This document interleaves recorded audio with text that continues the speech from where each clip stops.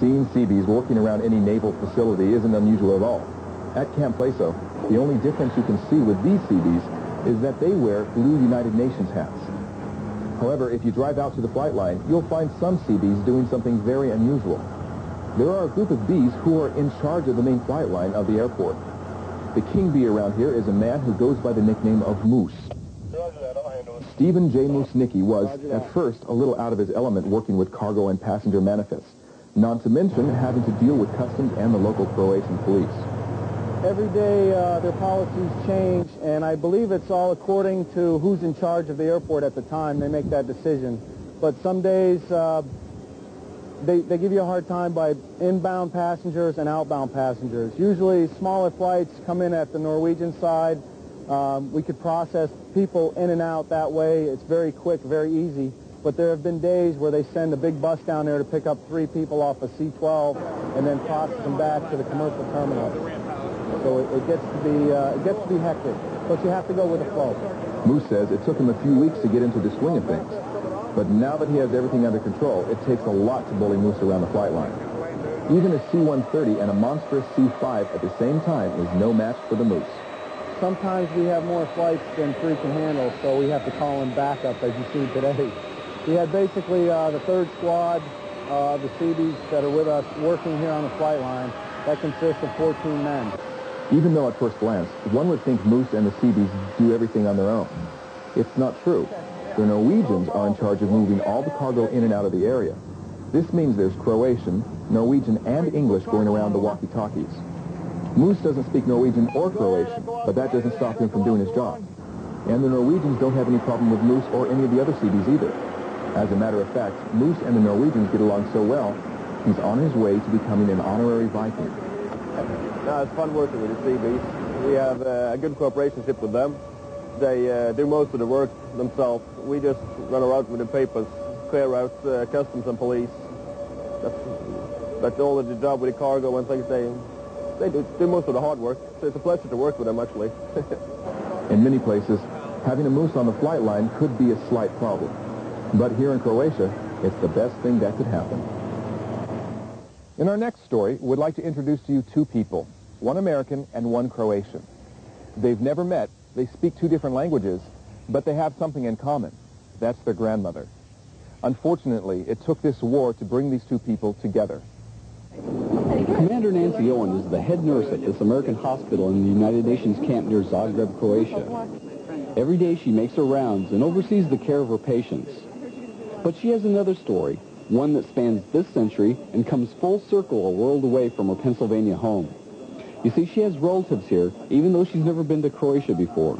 In coming over, I had an address in hand of a cousin that's over here. Her name is Ankita, and I knew that she lived in Sisek, but I had no idea where Sisek was or, you know, if it would even be possible to see her. Like her cousin Nancy, Ankita Beacon is the granddaughter of the same Croatian woman who emigrated to America in the early 1900s. Their grandmother left behind a son and daughter with a promise to bring them to America when she could afford to. But for reasons lost through time, they never came.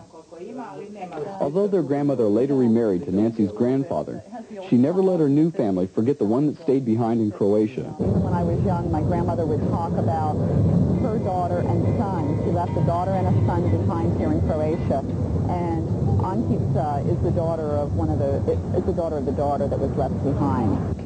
I really thought that maybe sometime I'd get to Croatia. I really did want to come over. I had no idea that I would get over like this. But I really had hoped that someday, and yet it seemed so far away and so far off that, you know, I didn't know if it would ever come to pass.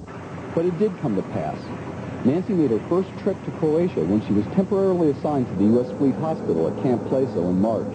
Things just kind of started rolling. After that, we arranged a trip and went down to see her. Sisek is only about 20 miles south of here. Well, she was outside waiting. I guess, you know, the UN truck kind of rolling down in front of the house down there. She was just outside with open arms. I mean, she looked at me. She kind of held my face. And I think she probably saw in me part of the family. It was like the tide, like we had finally made the connection between the United States and Croatia. The callous irony of the war in the Balkans gave Nancy her chance to finally meet her relatives, but it killed Ankita's husband last November.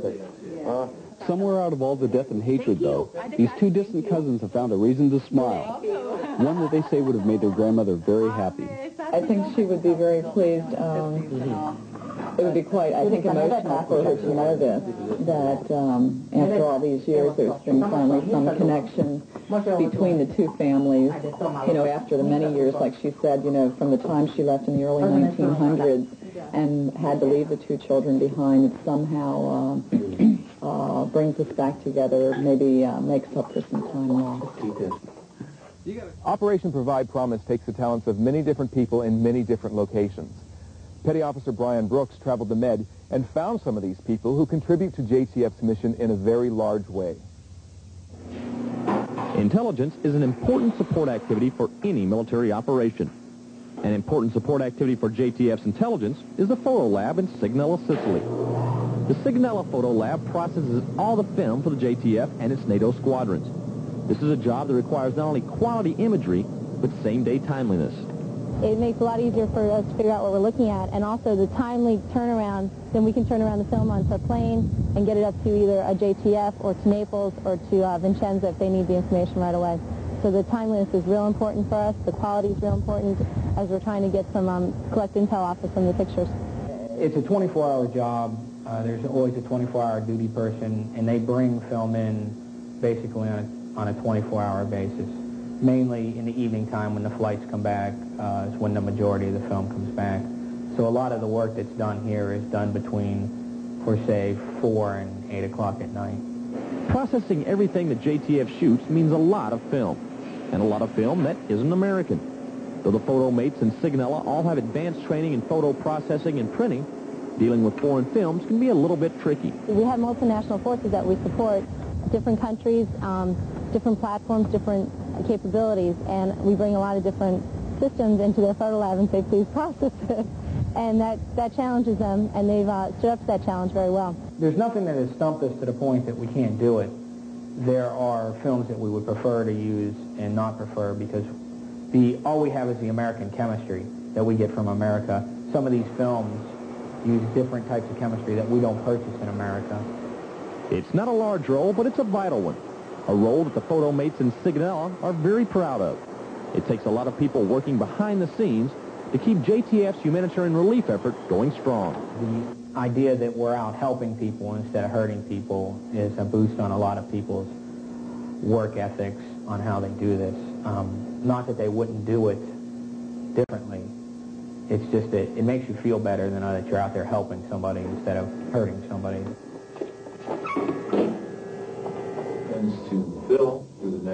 The Naval Oceanography Command Center in Rota, Spain plays a vital role for the Joint Task Force. They are the weather center for every operation JTF undertakes. They are also standing by to play an even greater role should the need arise. If it was deemed that we ever had to go in and actually take offensive action there, what would the conditions be for the pilots, and would they be able to use either smart weapons to limit collateral damage and that type of thing? So we're focused on a couple of very narrow areas right now, in addition to just predicting the basic weather over the area. The staff at NOCC has daily briefings. In these briefings, the weather is scrutinized in the area of the former Yugoslavia. They're looking for any effect it might have on the operations taking place there. Daily weather reports are then sent off to JTF headquarters in Naples, Italy. JTF headquarters can use this information for everything from road choices for truck movements to flight schedules for airdrops. We're pretty good out to about 72 hours. Very good. Beyond 72 hours, because of the chaos theory that's currently in vogue and the way the atmosphere works, there are so many variables that impact on predicting the longer range variability in the atmosphere that your forecast skill after about 72 hours drops off rather quickly. Gathering data in Spain to send off to Italy so decisions can be made about operations in Croatia. It's not only a testament to the technology now available to Navy forecasters, but also a testament to the quality of those forecasters themselves. Operation Provide Promise works on a peaceful settlement to the conflict here on the ground. Operation Deny Flight uses fighter jets to keep the air above us free of any military traffic.